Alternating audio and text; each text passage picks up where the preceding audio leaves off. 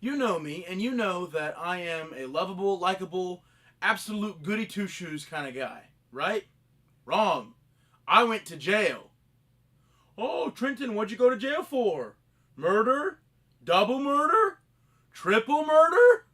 Nope. Failure to appear in court on a minor traffic violation. TADBitBetterTV. What's up, guys? Today I'm going to be telling you about the time that I went to jail. No, that's not clickbait. No, it's not a fabricated story. It is a very true story, and it happened last weekend. I will tell you starting now. So a couple weeks ago, I was in Hoover, which is where I'm from, and I was just minding my own business, coming back from work after my break, meeting my dad for lunch, and boom! I was speeding.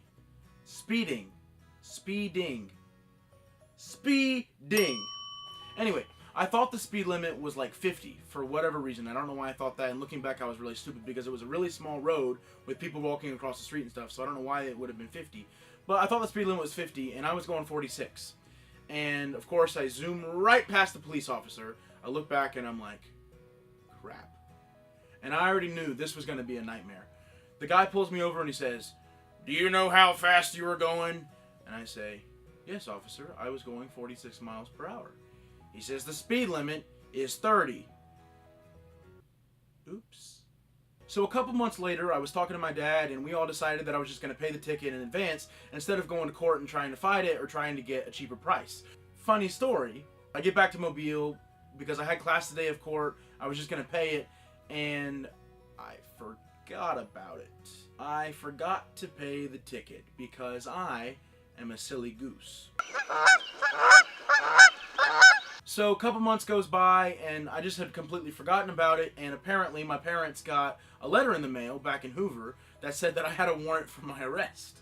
So I get home for Thanksgiving break and I'm hanging out with my friend Tajane in the park, and it's like after hours or whatever, so the cops come over making sure we're not doing like crack or whatever, and they run my license plate number and everything, and they say, "Mr. Davis, will you please step out of the vehicle?" And I say, "Yes, officer," and I step out of the vehicle. "We have a warrant for your arrest. Please put your hands behind your back." I'm sitting there like, what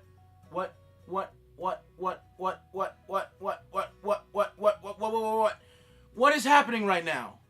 I was just having a normal vacation, going back home for Thanksgiving, and then here I am, I'm being arrested. The guy says, "We have you down for failure to appear in court," and I'm like, I forgot to pay that stupid. So the cop is handcuffing me, and Tajane is freaking out, as one does when their friend is getting arrested.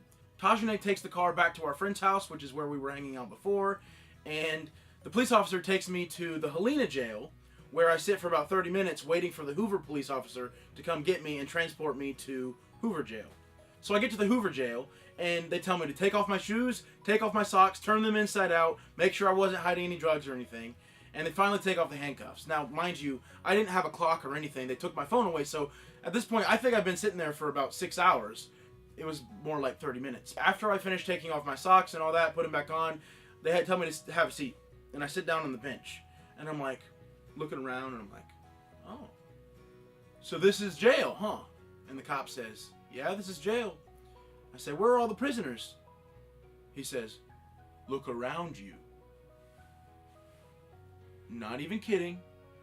I looked 2 feet behind me, and there's this glass, and it's like you can barely see through it because it's tinted. But I look, and there's just a pair of eyes peeking through, staring at me. I'm like, what? He's tapping on the glass. The cop goes over to the glass, and he opens the door, presses the button. The dude starts walking out of the cell. Turns out the guy had like low blood sugar or something, but I'm still freaking out. He's got a red jumpsuit on, and I'm sitting over here talking to the cop, and the cop looks at me and he says, "Hey, black and white, city, red, federal." 3 feet from me, sitting on this bench, right next to me, is a federal prisoner. Now I know, federal crimes can be anything from having a gun without a permit, to drug trafficking, to money embezzling, to murder. I don't know. So I guess the guy was dangerous or something, because the cop says, "Hey, Davis, get in 5.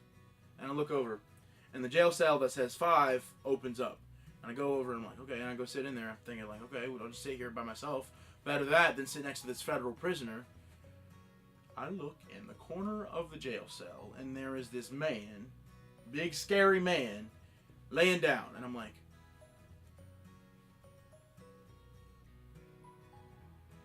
trying not to make a noise. After about 5 minutes sitting in there, I coughed. And the dude wakes up. He looks at me and he says, "Hey kid, how long you been here?" And I say, it's like 5 minutes, 10 minutes, something like that. And he's like, "Alright." And he goes back to sleep. I'm like, okay. Eventually he wakes up and we start having a conversation. And it turns out he was in jail for 30 days for stealing a belt from the mall. Hardcore. So the door opens up and I get to go, and they took my mugshot and fingerprints and everything. So I just signed myself out, and that was the end of it. So there you have it, guys. That's the story of how I got arrested and how I went to jail. It was a pretty interesting night, to say the least. I really appreciate it when you like and subscribe and share all these videos on your social medias. My social medias is in the description below. My Instagram, my Snapchat, all that kind of stuff. Oh, and I found out that I have court in January, and I think you know what I'm going to do. I'm not going to go.